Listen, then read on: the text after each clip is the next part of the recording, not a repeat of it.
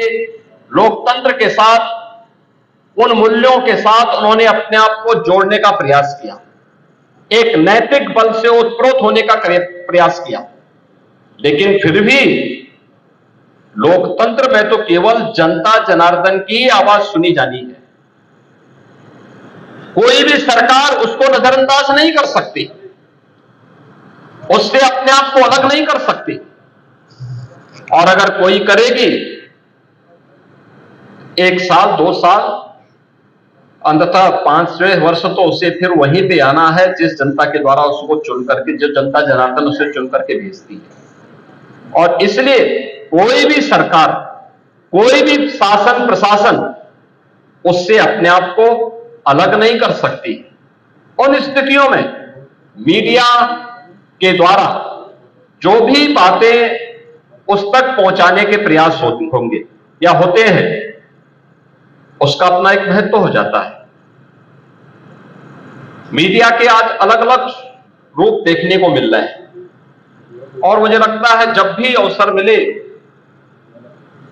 तो हमें, जब हम अपनी लेखनी को सकारात्मक दिशा में आगे बढ़ाते हैं, या जब मीडिया के मंच का उपयोग हम एक सकारात्मक भाव के साथ जनता को ही सब कुछ मान करके, उस पवित्र भाव के साथ जब हम अपना कार्य आगे बढ़ाते हैं, तो वह जन विश्वास का प्रतीक बनता है। और लोकतंत्र में जन विश्वास का प्रतीक बनना ये सबसे महत्वपूर्ण बात है। अगर जनता का ही विश्वास नहीं है किसी व्यवस्था पर, और उससे हमें उम्मीद करें कि वह व्यवस्था लोक कल्याण का माध्यम बनेगी, यह संभव है। जनता का जिस पे स्वयं विश्वास न हो, क्या वह पार्टी या वह दल क्या पुनः सरकार बना सकती है? कभी नहीं बना सकती। जब तक जनता जनार्दन का विश्वास है, कोई भी दल, कोई भी पार्टी तभी तक सत्ता में रह सकती है। जिस दिन जनता का विश्वास उससे हटा तो उसको धराशायी होने में कोई देर नहीं लगती, और उस विश्वास को बनाए रखने में राजनीतिक दलों की अपनी भूमिका है, लेकिन मीडिया की उससे भी महत्वपूर्ण भूमिका है। क्योंकि कोई भी राजनीतिक दल होगा, वह एक सीमित समय तक, सीमित मात्रा में अपने संवाद के कार्यक्रमों को आगे बढ़ाती है, बैठक के माध्यम से, जनसंपर्क के माध्यम से। लेकिन वही बात मीडिया के माध्यम से एक साथ, एक समय में लाखों लोगों तक पहुंचाई जा सकती है। और समाचार माध्यमों के माध्यम से पहुंचाई जा सकती है, विजुअल मीडिया के माध्यम से पहुंचाई जा सकती है, डिजिटल मीडिया के माध्यम से पहुंचाई जा सकती है, सोशल मीडिया के प्लेटफॉर्म के माध्यम से पहुंचाई जा सकती है। ये मीडिया के अलग अलग रूप हम सबको आज के समय में देखने को मिल रहे हैं, लेकिन भूमिका किसी की भी कम नहीं हो पाई। यानी अगर कोई ये कहे कि विजुअल मीडिया के आने पर प्रिंट मीडिया का महत्व पूरी तरह समाप्त हो गया है, मुझे लगता है कि यह पूरी तरह सच नहीं हो सकता। या सोशल मीडिया के आने के बाद विजुअल मीडिया की प्रासंगिकता पर प्रश्न खड़े हो रहे हैं, मुझे लगता है यह पूरी तरह सच नहीं है। हां, एक चैलेंज जरूर आया है, और वह चैलेंज है कि अलग अलग मीडिया ने भी अपने अलग अलग समर्थक वर्ग खड़ा किया है, और हम कह सकते हैं कि एक बड़े पैमाने पर समाज को प्रभावित किया है। एक ग्रुप है जो समाचार पत्र जरूर पढ़ेगा, और उसके बगैर उसकी दिनचर्या आगे नहीं बढ़ती। एक ग्रुप है जो किसी भी कार्य में जाने के पहले न्यूज जरूर देखेगा, किसी न किसी चैनल को देख करके न्यूज जरूर देखता है। वो लोकल हो सकता है, रीजनल हो सकता है, नेशनल हो सकती है, इंटरनेशनल हो सकती है।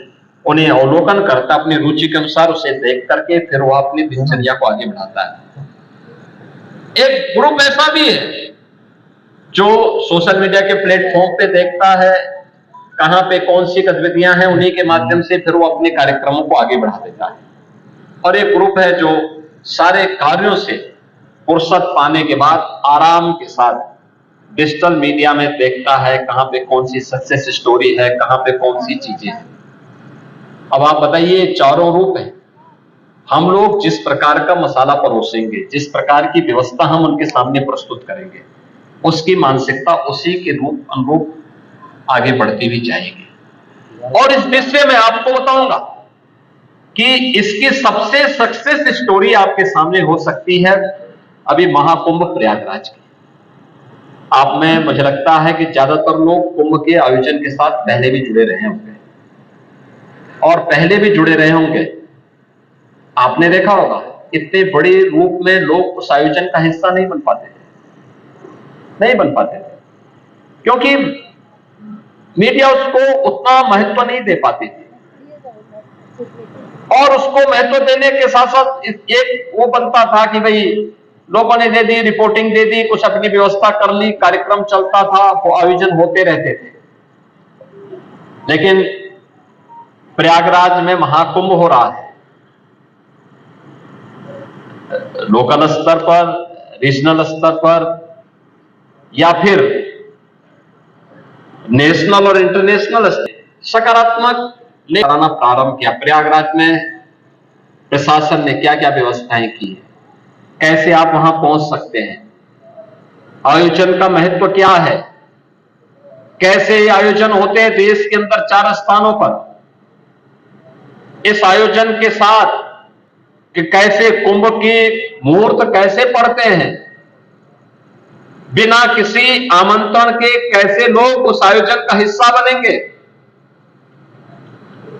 एक बड़ा तबका था मीडिया का जो प्रिंट में भी, विजुअल मीडिया में भी, सोशल मीडिया और डिजिटल मीडिया के माध्यम से उस सकारात्मक लेखन के माध्यम से कार्य कर रहा था।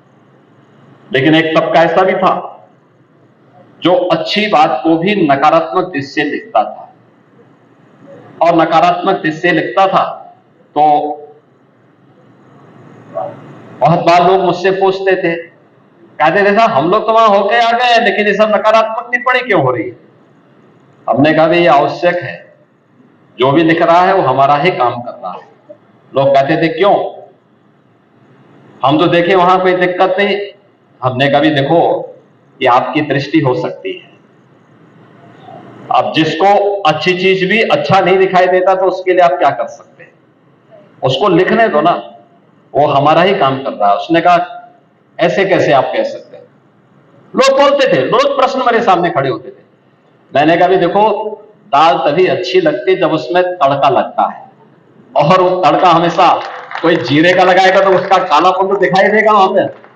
कहने लगा ये बात तो सही है। तो हमने कहा ये दाल में तड़का है, इसको पड़ने देना चाहिए, चलने देना चाहिए, दाल स्वादिष्ट होगी। आयोजन तभी है जब एक तरफा चलेगा तो फिर उसमें उसका मजा समाप्त हो जाएगा, आयोजन का मजा समाप्त होगा।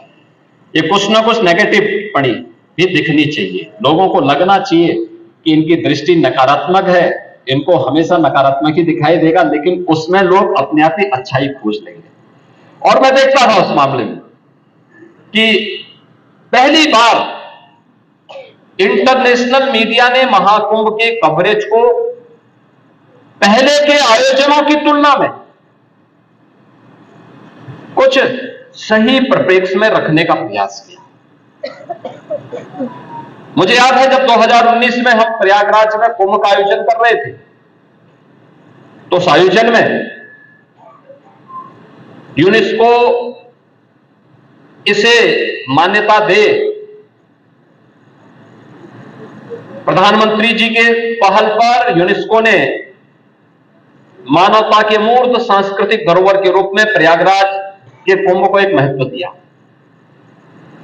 लेकिन आयोजन कितना बड़ा होता है, मीडिया की रिपोर्ट के आधार पर स्वयं यूनेस्को के डायरेक्टर वहां पहुंचे और उन्होंने इस आयोजन को देखा, देख करके अभिभूत थे। उन्होंने कहा सचमुच हम लोग तो पिछले 1 वर्ष से प्रयागराज के अंदर जब महाकुंभ की आहट सुनाई दी थी तो हम तो पर्यावरणीय मुद्दों को लेकर के, जल की शुद्धि को लेकर के इस बात से चिंतित थे कि क्या परिणाम होंगे अगर यहां पे 24 करोड़ या 30 करोड़ लोग आज गए तो, लेकिन हम अभिभूत थे कि हमारी टीम जहां भी काम करती थी, जहां भी जाती थी, पर्यावरण का कोई इश्यू हमें नहीं देखने को मिला, कहीं नहीं देखने को मिला। और उसने कहा सचमुच अब हमें लगता है कि यूनेस्को ने 2019 में इस आयोजन को दुनिया के सबसे बड़े सांस्कृतिक आयोजन के साथ जोड़ करके मानवता की अमूर्त सांस्कृतिक धरोहर के रूप में जो मान्यता दी थी वो सही किया था। ये सचमुच उसका हकदार थी, उससे पहले ही उसको यह अधिकार उसका मिल जाना चाहिए था। हम लोग देख रहे थे तमाम इंटरनेशनल मीडिया जो एकदम नकारात्मक भाव के साथ इस आयोजन के साथ पहले जुड़ती थी, गंदगी को दिखाती थी, अव्यवस्था को दिखाती थी, भगदड़ को दिखाती थी, अराजकता को दिखाने का कार्य करती थी। कहीं अच्छा भी हो रहा है तो उसको नकारात्मक दृष्टि से दिखाने का प्रयास करती थी, उसके बारे में तमाम प्रकार की नेगेटिव टिप्पणी करती थी कि महाकुंभ में तो महिला पुरुष का भेद होता है, यानी कुंभ के आयोजन में तो उनके द्वारा टिप्पणियां की जाती थी कि कुंभ के आयोजन में जाति भेद होता है, क्षेत्र भेद होता है, भाषा के आधार पर भेदभाव होता है, इस प्रकार की टिप्पणियां की जाती थी। लेकिन पहली बार उनको लिखने के लिए मजबूर होना पड़ा कि दुनिया का यह सबसे बड़ा आध्यात्मिक और सांस्कृतिक आयोजन बना, क्योंकि कोई भेदभाव नहीं।